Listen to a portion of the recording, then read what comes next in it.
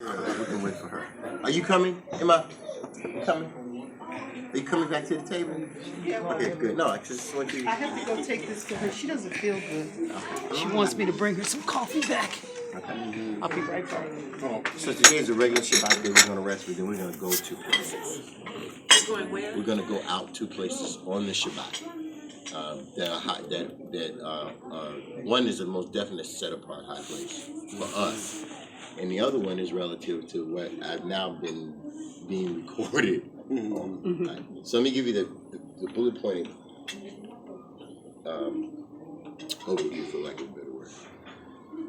About 7 years ago, I had come here to Israel, and during my 2.5-week stay, which I usually do towards the latter part, we do what we call the Aliyah, or the Ascension. We start going up from the south to the north. And on our travels up north, we got to go to Jerusalem. And I've been to Jerusalem many, many times. And in this particular journey up, the night before, I had been praying, coming out of the book of Amos, the 9th chapter, around verse 11. And the prayer was relative to David's tabernacle. And for years before, I had always been looking for the place where David, or the house of David's citadel, was in Jerusalem. So as I'm going up, the bus stops, and we're right off the southeast corner of the wall that runs almost parallel to the eastern gate. And so I get out of the bus, and as I'm walking up behind people who are walking ahead of me, I'm just looking around, and I get about, 50 feet away from this rock. And as I'm walking towards the rock, I hear the voice of the Most High. I hear it say, sit down. So I walk up a little further, and I sit down on this rock. There's a brother traveling with us, and his name is Ben Kiski. Ben Kiski walks past me, and he turns around while everybody else is walking this way. And I'm sitting down on this rock, just completely unaware of where I'm really sitting at. But when I walked up to the rock, I felt this like a spiritual change, meaning that there was a different force that I felt than what was on the bus, or when I felt before traveling up. So when I sat down kind of like this, and I'm looking up this way towards the edge of the wall of Jerusalem and the eastern gate. Photo is taken. That's pretty much it. We get up and we go away. I meet him again after 25 years. And we're talking about the positioning of what? Jerusalem, Mount Zion, right? City of David, Temple Mount, right? And from my studies for decades and what he came across, I always knew that what they were saying was the Temple Mount, meaning the Jewish community and rabbis, was not actually ancient Mount. Oh, you're talking about that Jewish fort? Right. I mean that Roman fort? Right. We knew it was a Roman fort. What I didn't have in my possession was the measurements, but I knew what Josephus said about it. Unbeknownst to me, in the photo that I shared with him was something he was shown by the Most High. So we'll pick it up from there. Well, as Prince and I have been talking regarding the position that Josephus had described was actually where the city of David was located and positioned somewhere to the southeast of the western end of the Haram al-Sharif Mount, or Eola Capitolina, or Fortress Antonia. Oops. I'm sorry. You're fine. So he described the details of that, and we looked up and researched, and he and I were conversing, consulting together on these resources and different positions about the geography. And as we began to come to some conclusions, something popped to his memory of an experience he had had in the area in which we had begun to see fit more of the description of Josephus' account, who, by the way, was an eyewitness. Right. He had no reason to lie. He wrote it in 93, Good book. CE, and people were still alive that remembered where everything was. So that if he was lying, people would have immediately discredited him right there on the spot. So he had no reason to lie. And as we came to this conclusion, he said something that was rather shocking. He said, "Brother, I have a picture for you to look at." And he forwarded it to me. He said, "Call me back when you see this picture." So I looked at the picture, and the description that I had read in Josephus and other sources, I looked over his left shoulder in that picture. His right shoulder was he was sitting at the most southern end of the fortress wall. But over his shoulder, you could see to the southeast from the fortress wall, where Josephus described actually where the city had actually been, the city of David. And it was startling, just that, because you could see in the background the Mount of Olives there to the northeast slightly. But then behind him was this ridge that looked like the beginning of a crescent, just like what Josephus had described. Even though all of that's been torn down, the natural formation is still there and visible even from satellite imagery. I've seen it from that angle too. Even though the place was level, it's like an imprint in the earth right there. He was sitting like at the most northern end of that ridge that curves around. So I was just startled by seeing that. And he told me that he had been told by the word of Yah to sit right there. And he said he didn't understand it. He didn't know why. He just said he sat. Okay. So that to me was startling enough as it is, because I've come to conclusions that was the spot over his shoulder. Well, last night, while we were sitting in the foyer over there, we began to open up the picture for Brother Yochanan to look at. And basically all I was saying, hey, okay, look at this photo. It's got over Nasi's left shoulder the impression of what Josephus described. So he enlarged the photo. He's more technologically savvy than I am. He enlarged the photo. And while he was looking, he said, "Oh, you mean look at this woman that has an afro?" We were startled. I said, "What? What woman?" Because we had, can I interject here? Go ahead, take over. We were looking, no, I'm not taking over, you going to, because I'd seen the picture before this photo with me, because Van Kiskiel took it. But if you're just looking on the surface, it just looks like somebody sitting outside at the edge of Jerusalem. You don't know what's in the backdrop, because as y'all lives, I didn't know at that time. I just did what I was told when I was walking, and I sat down. One time, just came off the bus. And when I showed it to him, we were just talking about the fortress of Antonius. We didn't know anything in the back. You can't see it when you look at the picture. He saw it. And when you start to expand it, I was shocked what's in the background. Is that a digital photo or a photo taken with film? That's good. I read a little different. Moving. Well, no. What I'm saying is, it could have been a second exposure. What I'm saying was it a film camera or a digital camera? No, he had state of the art stuff there. Digital. Yeah. And it was 7 years ago.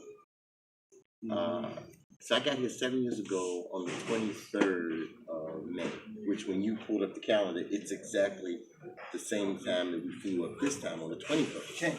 And I left exactly the same time that we're leaving this time. Look, when I went back, and I was telling you about when Avi and I met 21 years ago, the same day.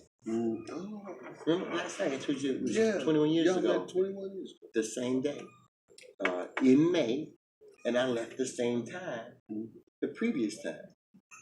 So what I'm doing is I'm looking for this photo to show you all.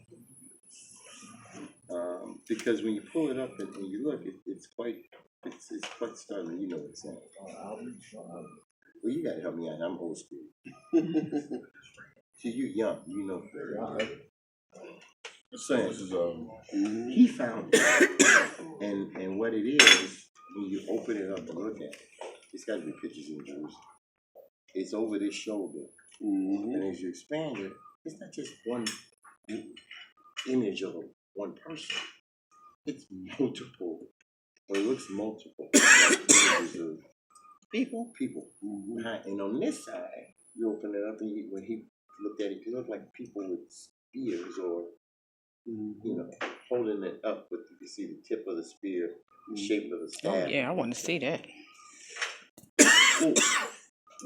That came after she had come, right? That was shown before she came. Oh, that's right. Yeah, it was shown before she came. It's really creepy. And yeah, it was really cool. So the three of us got together and we prayed. So we were praying against the stronghold. We were praying against the divisiveness. We were praying against the spirit of impatience, the lying spirit that was present. We were praying against the spirit of discontent, the spirit that had attacked. We were just praying. And as we began to pray, I started to feel this heaviness lift. And right when the first, I guess, moment where the relief was coming, Alicia walked in. Yeah. And she was talking about what she had been studying where the word had led her, which was into the book of Judges, in the 10th chapter. And it was when Israel had began to fall away and started worshiping the Baalim and the Asherah. And since the time before we even got here, I had been feeling resistance, or if like a force was in oppression against not just me, but everybody. But it intensified when we got here and we went over there. Then it intensified more when you look at the itinerary, how oftentimes it's changed each time, and we met heavy resistance every time we get ready to go to a ride. He pointed that out. Right, so she walked in and said what she said, and she opened it up to the book of Judges in the 10th chapter, and she read, and what she read, I don't know if somebody has the scripture here. I'm going to get mine. But what she read was what you and I were feeling, that we knew, we had talked about this force, and it was this presence, that there's this spirit that didn't want us to go. And it wasn't the Most High that was in opposition. It was another force that was in opposition. And that force was heavy in oppression. When she read that scripture, that whole room, the atmosphere in the room changed. I didn't even know that. We were silent, because I was like this. It was shocking. That's what we were just talking about and praying about. But it pinpointed the Baalim. In one English version said groves, which is Asherim, or the Asherah poles.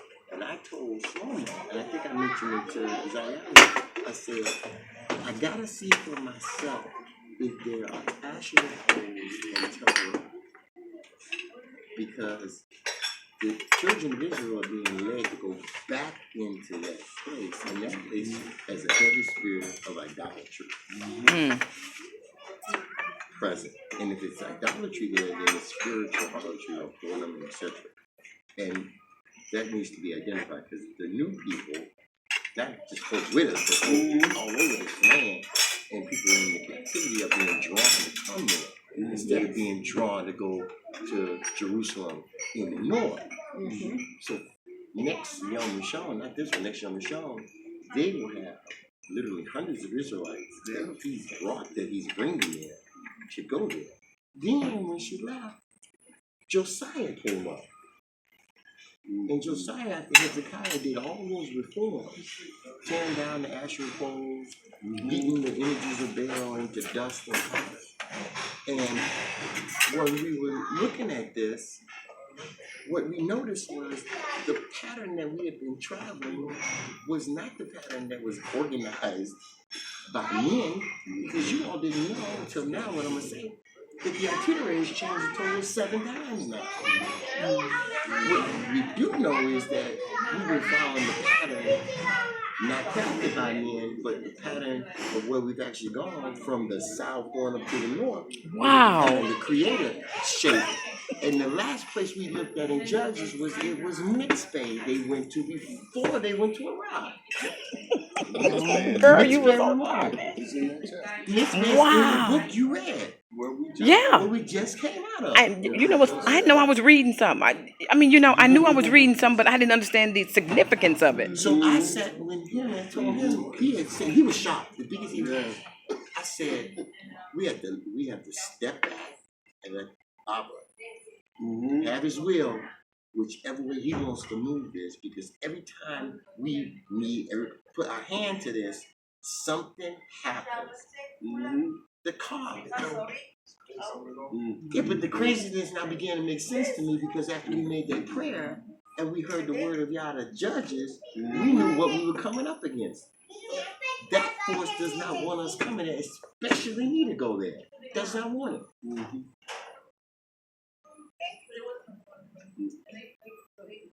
Because in the same chapter it talked about people who had intruded into the office of the priesthood had made themselves priests that were not Levites. And they were doing the priestly role of a Levite. And so there's a person there that is not of Levi's lineage, and the person there who is not of Aaron's line, that's there using Numbers chapter 6 as a cloak for him to act as a Nazarite. And that's why I stepped back. I said, okay, I understand. What am I going to do? I prayed on them to sleep. And I slept well here for every time I come here, but last night I had one of the best sleeps. Praise y'all. So I just want to show you that whenever he gets the picture, we'll show you a picture. Yeah. Because the most I showed that to him, in 7 years I never saw that. The whole time. What time is it? It's time for you can stay. No, I'm just saying, is it past time for us to leave out here? Because she keeps, No, I don't think so. because we're supposed to be out of here. We got the doors by closed. 9:30. Yeah. See, she wants us to go. Maybe we can have Yeah, a we'll meeting go on there. this. So you want me to pause recording? You pause it. Yeah, I can pause it. All right, we're continuing from where we left off. I might need to get closer. Go ahead. Go ahead. You dropped your card. Elder, can I sit up here near you so I can make sure? And can you speak a little louder just to make sure we are well understood here?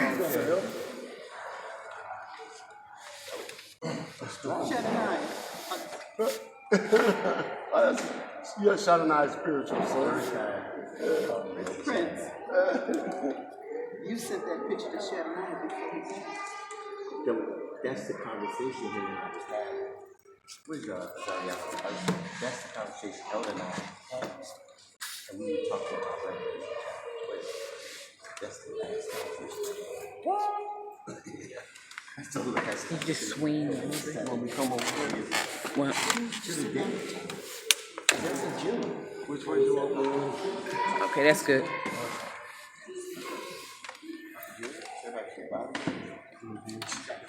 Where you want to go? We can go over here. In front of you, down the counter, how do you put the couches? Well, we sit right in front of this instead of really.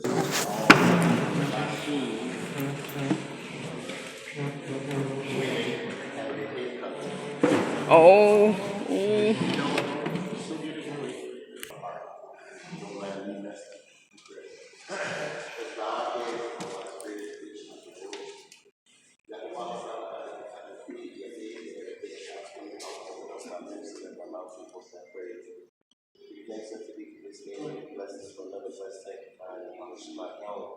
Even in the land of what you've given unto us as heritage among the people of the nations, this land that you set apart for yourself, we call it the glory of all the lands of the earth.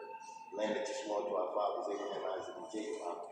So now we have traveled for so long, so many miles against immense forces, strongholds, and vexation against spirit, powers of darkness who have resisted even you in your word. I rebuke them, Hashem. I rebuke Hashem in your name.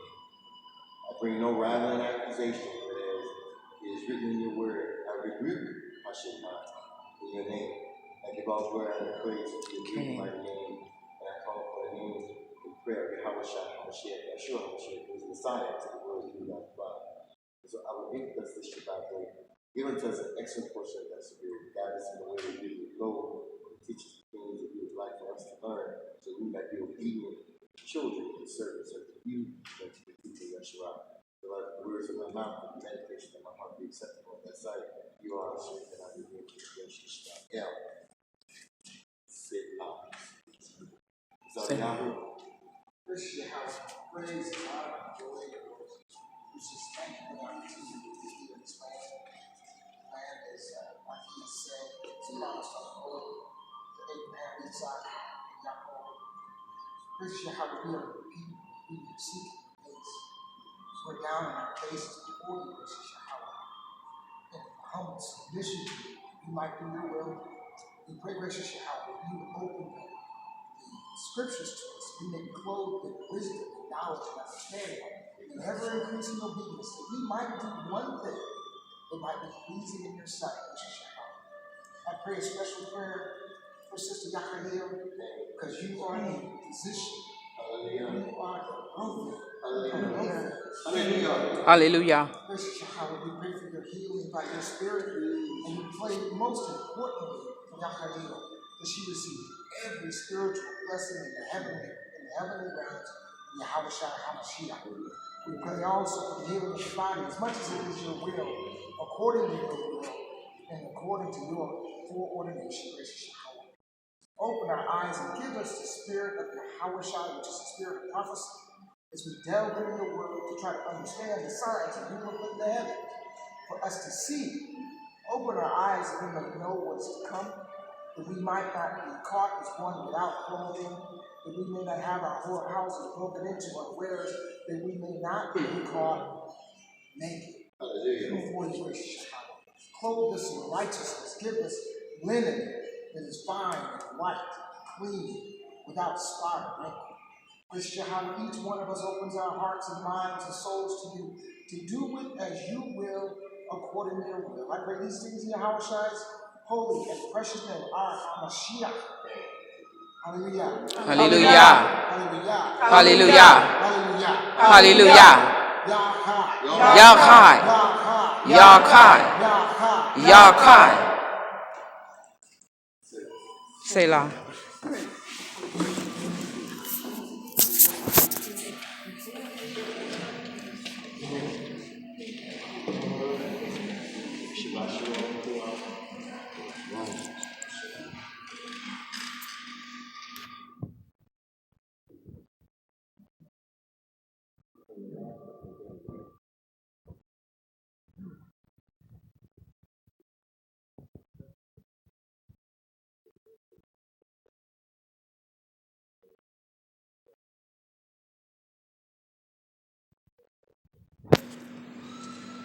For the most part, the majority of this Sabbath Shabbat lesson that we'll go over today will be primarily from and of the book of Revelation, chapter 12. And so, if you have your scriptures, if you would turn to them,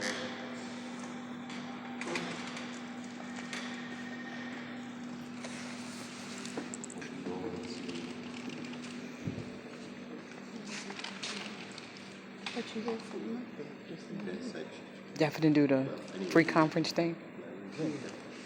So, we're going to Okay, I'll stop when y'all blessed start. and graced by the presence of our brother Yahweh, to read It won't for delete us the beginning. Revelation 12. And in the beginning, we're going to just concentrate on the first 6 verses, verse 1 through 6. Revelation 12, starting verse 1. And there appeared a great woman in heaven, a woman clothed with the sun, and the moon under her feet, and upon her head a crown of 12 stars. she gave the child, crying, travailing in birth, and pain to be delivered. And there appeared another wonder in heaven, and behold, a great red dragon, having 7 heads, and 10 horns, and 7 crowns upon his heads. And his tail drew the third part of the stars of heaven, and they cast them to the earth. And the dragon stood before the woman which was ready to be delivered, for to devour her child as soon as it was born. And she brought forth a man-child, who was to rule all nations with a rod of iron. And her child was caught up into his throne. And the woman fled into the wilderness, where she had a place prepared of God, that they should feed her there 1,260 days.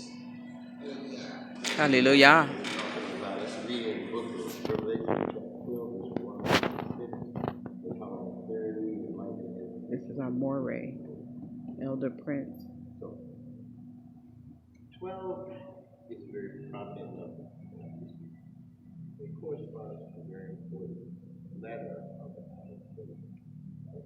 So, it's right down in the note that the alphabet system is contained in the 119th chapter of verse 1 to 176.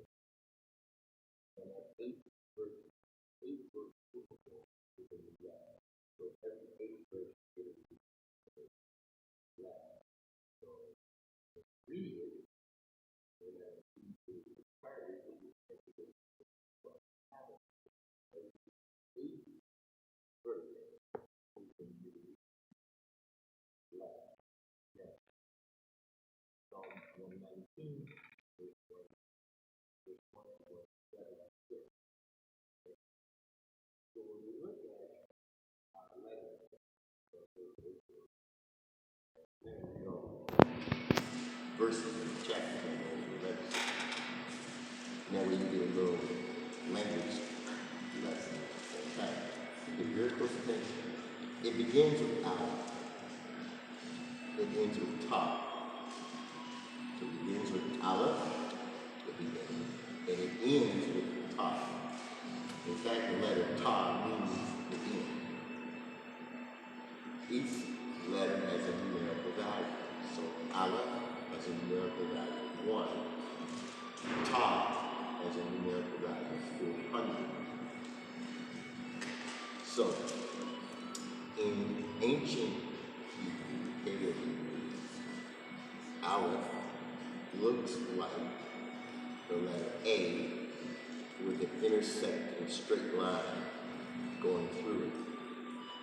In fact, it is the pictographic representation of an oxen, and its meaning in symbolic form and the literal application of it when it was used in Victorian fashion was a serpent.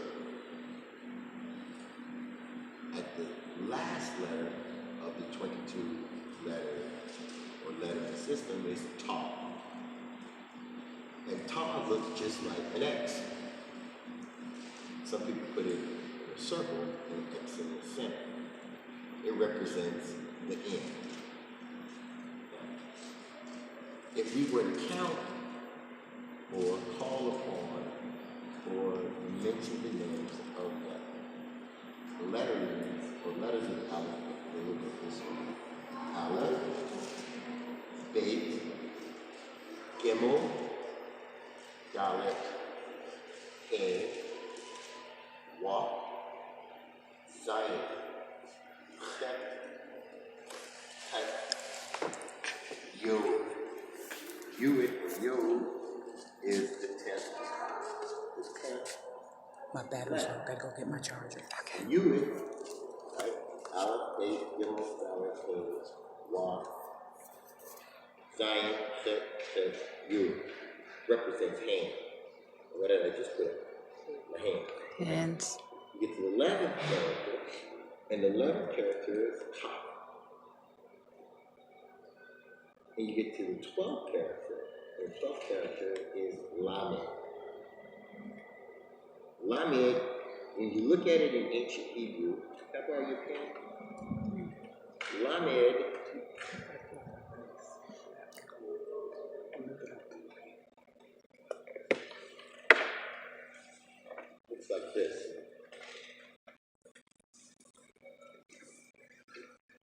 right?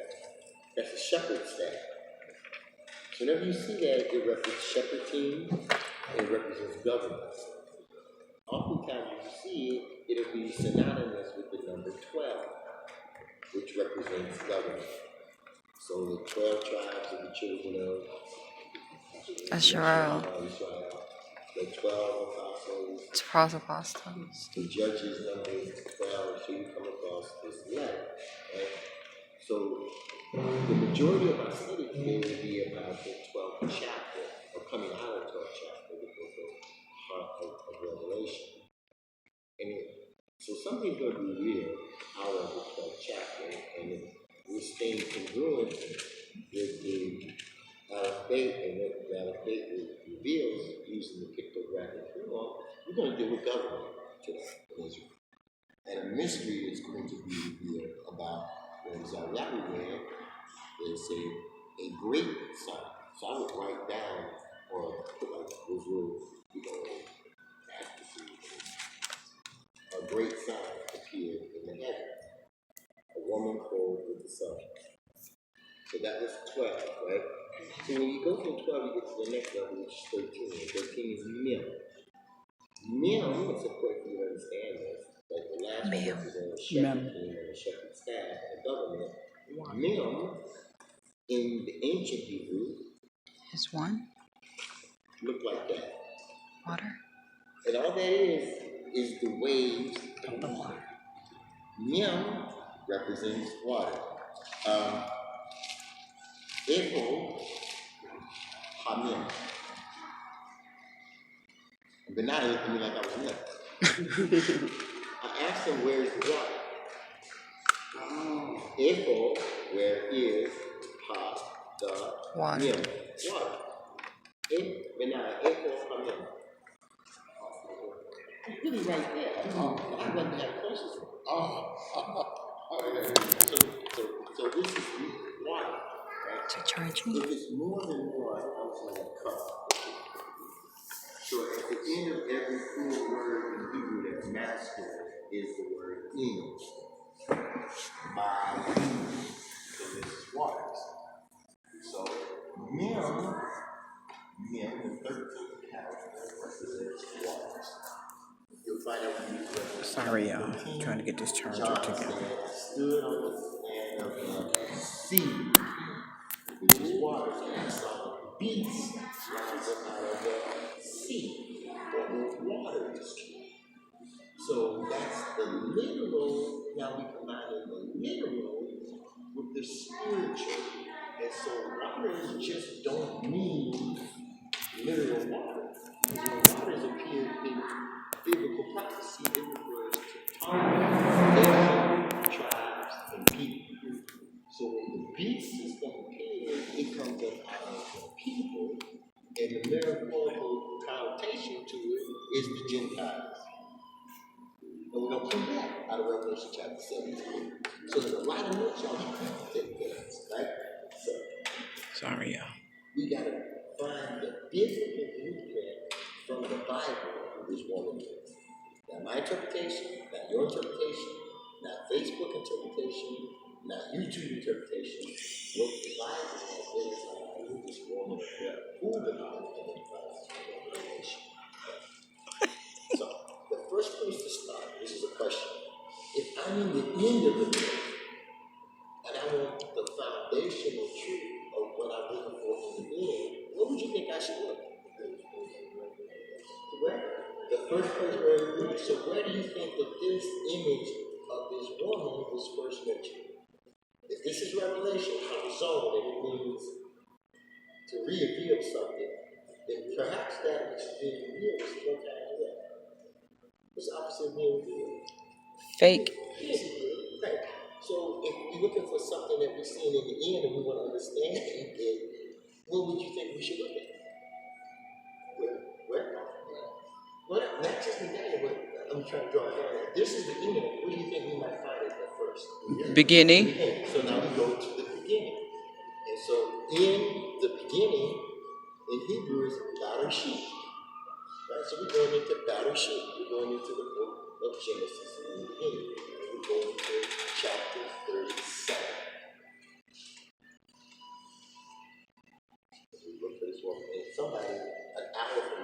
raise your hand too, so I know where we are. I can know this. And then if you get too warm, just step up and walk away.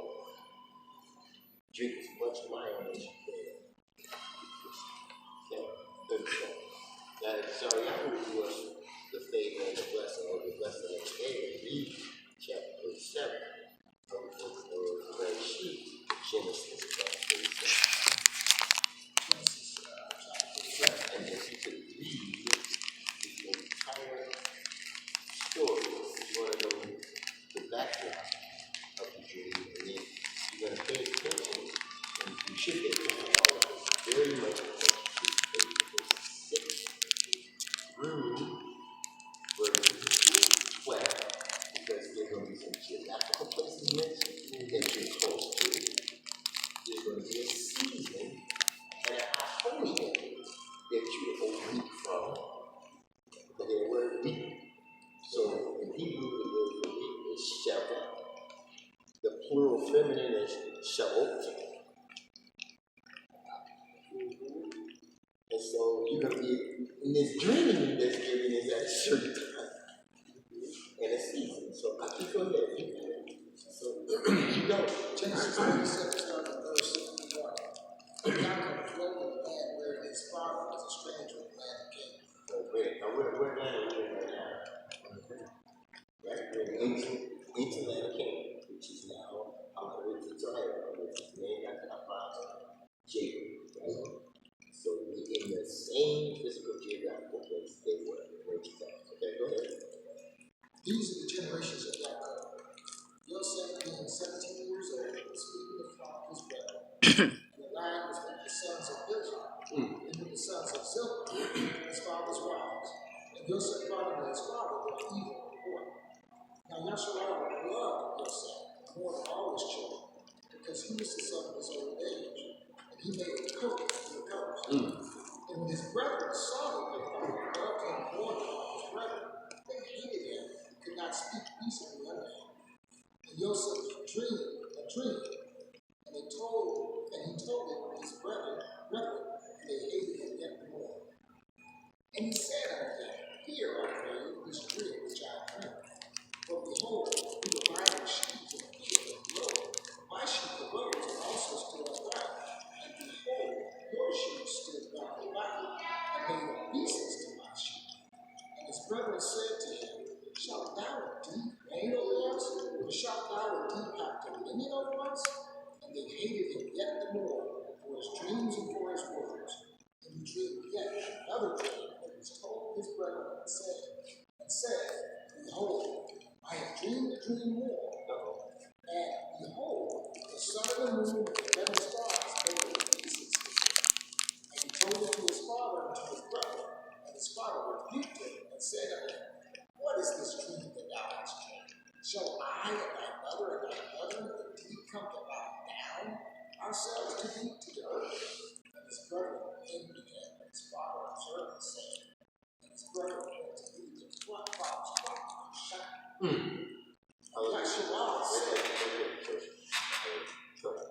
Okay, so we have to read verses 1 through verse 4. And I stop there as well. So, in your mind, fresh, the numerical importance is 12. So we say 12 represents Amen, and beginning of the shepherd staff. And the shepherd staff represents leadership, the shepherd team. Every time you see the 12 Israel, it's associated with government. Now, question, how many dreams have you had? Two. Brief synopsis. What are the dreams? Anyway, raise your hand, jump in. Tell us. That's both. Okay, so when you talk about the second, what's about the first? Are they both the same? Yeah, well, the first one is brother, and the second one is everybody. You all.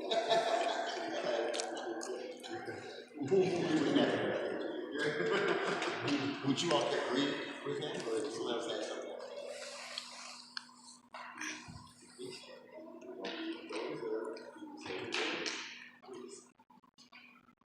So would you agree with what he said? It's two dreams there, and basically introducing with him becoming leader and Reverend bowed down. And then the latter told everybody in the family bowed down. Is there something in the scripture that you read that you see is a physical accoutrement or a physical part of his clothing or attire that indicates he's already predestined to rule? The cloak. What kind of coat? Okay, so a coat of many colors. So every you go through the Bible, you see it, you go see it more than once. David had one, right? All the daughters of the king wore the coat of many colors. And those who are not, meaning those that the Most High didn't choose in that role, they recognize the coat of many colors and they immediately become jealous of those who the Creator chose to wear a coat of many colors. And it's happened throughout all history. All throughout history. Yabina pointing out her many colors. Divided, you find in 1 Kings, when they met the prophet on the road, the prophet took the garment and he tore the coat of many colors into 12 pieces. Right? So just keep, so we're dealing with government in Israel today. We deal with rightful rulership in Israel, and that the Creator put in place, and in the rulership that others themselves, like in the spirit of Dathan or Abiram or Korah, who were Reubenites, and a priest from Levi who intruded into the office of priesthood. Whenever that happens, things go away for us. Now, this is just the very beginning steps of what this journey for us today is going to be in this book. Which dream sticks out with reference to a feast?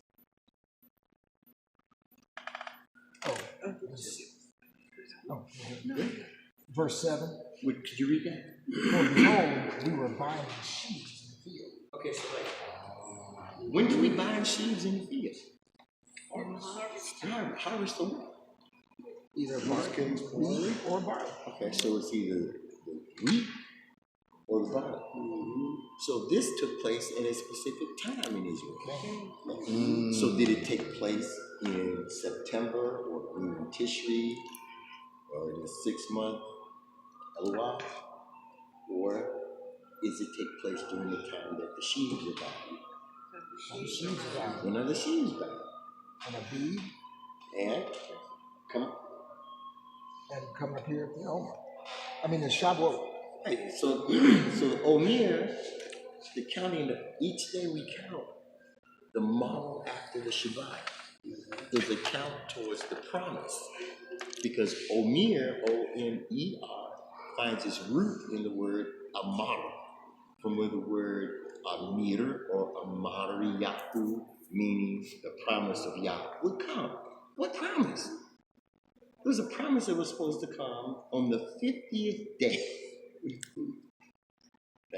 Because right now, today, is the 42nd day count of the Omer. A week from today, the next Shabbat is the 49th day.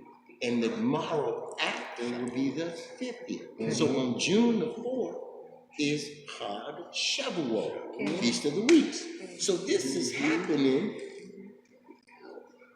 Right, this, if we were doing it now, today, it'd be happening now.